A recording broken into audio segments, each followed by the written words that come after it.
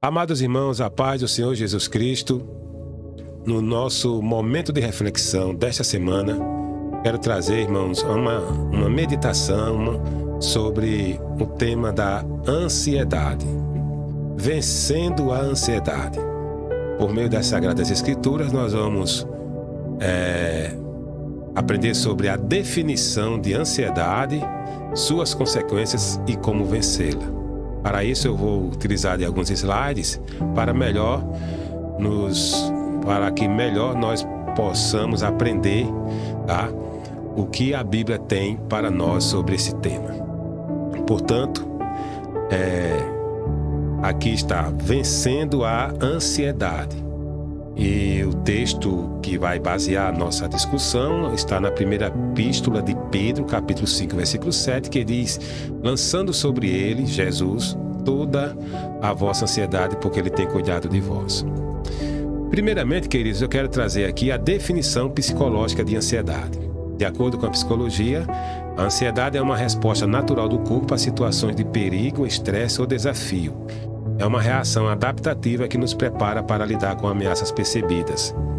No entanto, em alguns casos, a ansiedade pode se tornar desproporcional, crônica e afetar negativamente a qualidade de vida.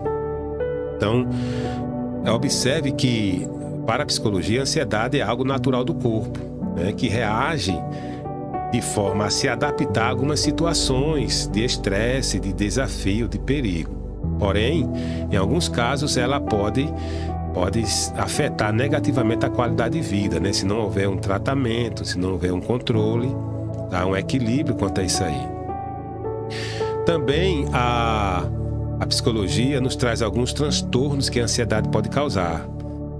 Problemas emocionais, problemas de aflição, angústia, incerteza, insegurança, medo, depressão, e também problemas físicos, como gastrite, úlceras, colites, taquicardia, hipertensão, cefaleia e alergias, entre outros problemas, entre outros transtornos que a ansiedade pode causar. Agora, no contexto bíblico, vamos trazer a definição de ansiedade. Essa palavra ansiedade, nas Escrituras do Novo Testamento, ela deriva do grego, do termo grego meriminal, que significa ansiedade, inquietação, preocupação, cuidado. Então, de acordo com este significado e também de acordo com as aplicações dessa palavra nas Escrituras, essa palavra grega, meriminal, pode ser aplicada em dois sentidos.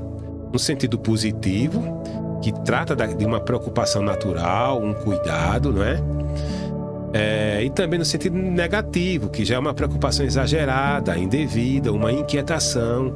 Esta é a ansiedade propriamente dita. Então vamos analisar, irmãos, a aplicação desse termo grego em dois sentidos nas Escrituras do Novo Testamento. Primeiro, o termo meriminal aplicado a uma preocupação natural, o seu sentido positivo. Então perceba, irmão, que temos dois textos aqui em que aparecem algumas palavras destacadas em vermelho. Elas são a tradução da palavra grega, meriminal, que é aplicada, essa tradução ela é aplicada ao seu sentido positivo. É um cuidado, é uma preocupação natural, é um interesse em ajudar. Por exemplo, em 1 Coríntios 7, Paulo fala que as pessoas solteiras, os crentes solteiros, enquanto solteiros, eles se preocupam mais com as coisas de Deus, ou eles cuidam mais das coisas de Deus. Mas quando se casam, esse cuidado, essa preocupação já é direcionada também aos seus cônjuges, aos seus maridos, suas esposas.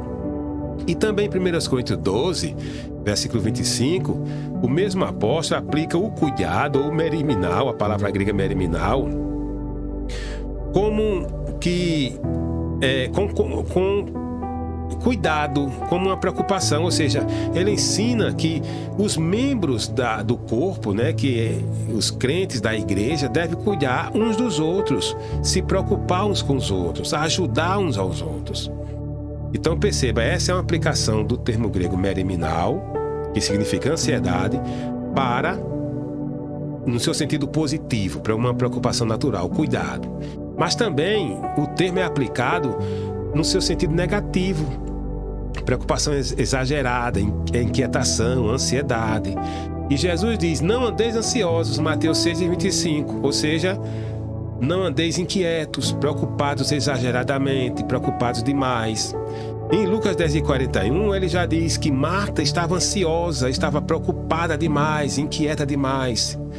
Então, esta é a segunda aplicação, né? O segundo sentido em que a palavra meriminal, que significa ansiedade no grego, pode ser aplicada.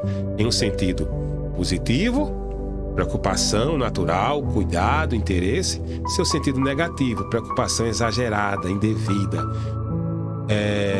Uma inquietação, uma ansiedade, tá?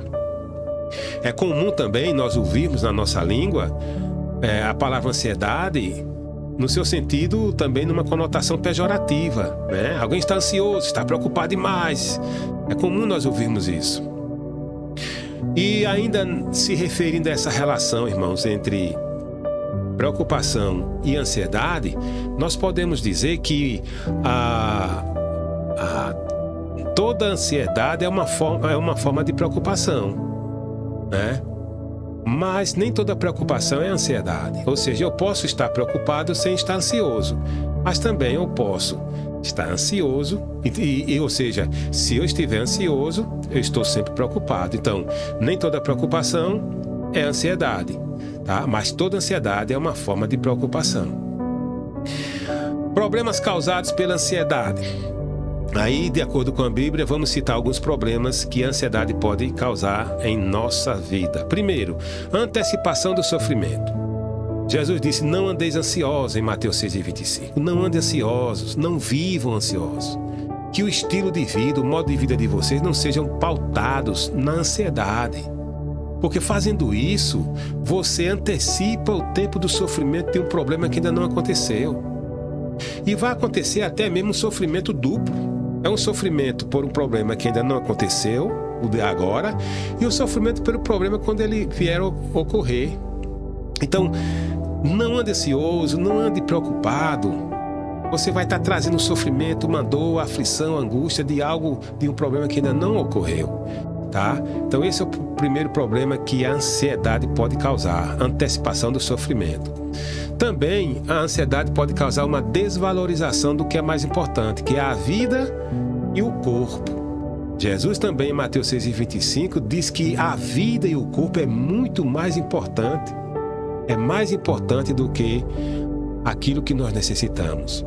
E aí ele dá o exemplo, ó. Os animais, eles não trabalham, mas todo dia tem o seu comer, o seu alimento, porque Deus providencia. As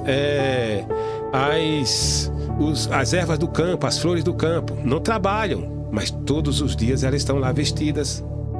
Quem é que as veste? É Deus. E ele diz: somos muito mais importantes do que os animais e as flores do campo. Então, a vida é muito mais importante daquilo que nós necessitamos, daquilo que nós precisamos. Então, quando eu foco mais no problema, na necessidade, quando eu fico ansioso demais, eu desvalorizo a minha vida. Eu não tenho a vida como o mais importante. E acontecendo isso, irmãos, desvalorizando a vida, perde-se o desejo de viver.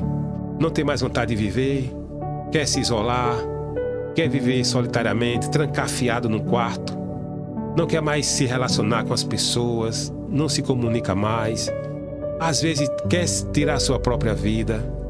Então, desvalorização da vida acontece quando nós estamos ansiosos demais. E aí a gente não tem mais vontade de viver. E também desvalorizando o corpo, por causa da ansiedade, surgem as doenças. Doenças emocionais, doenças físicas.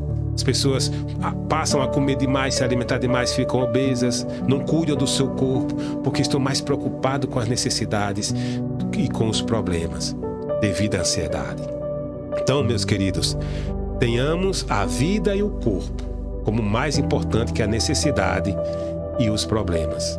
E isso aqui, irmãos, isso aqui alinha-se com os transtornos emocionais e físicos apresentados pela psicologia.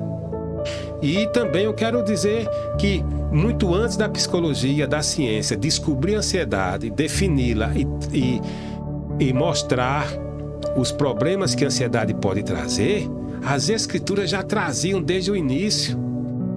As escrituras já falavam o que é ansiedade, seus problemas e como tratá-la e como curá-la. Então, meus amados, esse é o segundo problema que a ansiedade pode ocasionar: a desvalorização da vida e o corpo. Também, o outro problema é a incapacidade de solução dos problemas. Em Mateus 6:27, o Senhor disse: "E qual de vós poderá, com todos os seus cuidados, acrescentar um côvado à sua estatura? Quem de vocês," Jesus diz, "pode acrescentar um palmo, 45 centímetros, que era a medida de um côvado, né, à sua altura? Quem pode crescer mais?" Né? E a nova tradução da linguagem de hoje traduz assim: nenhum de vocês pode prolongar a sua vida por mais que se preocupe com isso. Ou seja, quem é que pode prolongar a vida? É mais fácil encurtá-la por causa da ansiedade, pessoas morrerem antes do tempo. Então, o que Jesus nos mostra é que, assim como eu não tenho poder sobre o meu crescimento, a minha altura, a minha estatura, nem sobre a prolongação da minha vida, assim também as muitas ansiedades e preocupações não vão resolver os nossos problemas. Não vão, irmãos. Não é o muito se preocupar que você vai conseguir resolver os problemas, porque a ansiedade é incapaz de solucioná-los. E por fim, um outro problema que a ansiedade pode nos ocasionar está em Mateus 6:30, onde Jesus classifica aquelas pessoas que viviam ansiosas, chamando-as de homens de pequena fé. Então, quando se foca mais na necessidade e no problema, perde-se o foco em Deus, e aí a fé diminui. E se assim continuar, a pessoa pode até se tornar já um incrédulo, porque o foco não está em quem resolve o problema, mas está no problema. Irmãos? E agora, como nós podemos vencer a ansiedade? Como nós podemos até nos prevenir desses problemas que a ansiedade pode gerar em nossas vidas, que acabamos de analisar? Primeira, a orientação bíblica é entregar tudo a Deus. 1 de Pedro 5:7. Lançando sobre Ele toda a vossa ansiedade. Lançando sobre Deus, jogando sobre o Senhor, irmãos. Entregando ao Senhor toda a nossa ansiedade, todos os nossos problemas, todas as nossas preocupações, todas as nossas necessidades. É Ele, irmãos. Por que eu tenho que lançar sobre o Senhor, entregar ao Senhor as minhas ansiedades? Porque o versículo responde: primeiro, Ele cuida de nós. Ele é quem cuida. Quem cuida, irmãos, quem cuida, supra as necessidades. Quem cuida, resolve os problemas. Quem cuida é quem tira a ansiedade. Ele é quem cuida de nós. O salmista disse: entrega teu caminho ao Senhor, confia nele e Ele tudo fará. E por que também eu tenho que entregar as minhas preocupações e ansiedades a Deus? Porque Ele sabe o que nós necessitamos. Mateus 6:32, Jesus diz: não andem ansiosos, inquietos, porque o Senhor sabe, vosso Pai sabe o que você precisa.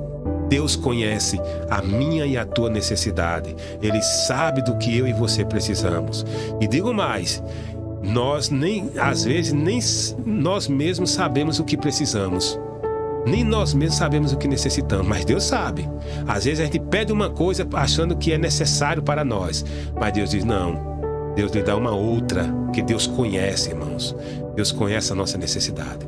Então, primeira orientação bíblica para vencermos a ansiedade: entregar tudo a Deus. Entregue tudo a Deus. Segunda orientação para vencermos a ansiedade é priorizar o reino de Deus e sua justiça. Jesus disse: mas antes de andar ansiosos, busquem primeiro o reino de Deus e a sua justiça. Não é? Busque primeiro ao Senhor. Busque primeiro o seu reino. Trabalhe no seu reino. Invista no seu reino. e a sua justiça. Viva uma vida de justiça, de obediência, de santificação. E assim, tudo quanto você precisa será acrescentado. Todas estas coisas aqui referem-se ao que nós realmente necessitamos e não o que queremos ter. Não é aquilo que eu quero possuir, mas é aquilo que eu preciso. É o que o Senhor promete. Todas estas coisas é uma referência às necessidades do alimento e das vestes que Jesus citou em Mateus 6, do 25 em diante. E não todas as coisas como pregam por aí. Não são todas as coisas que serão acrescentadas, mas estas coisas que é aquilo que nós realmente necessitamos e não aquilo que nós desejamos, que queremos ter. E por fim, meus amados, para vencermos a ansiedade é oração e gratidão. Está em Filipenses 4:6.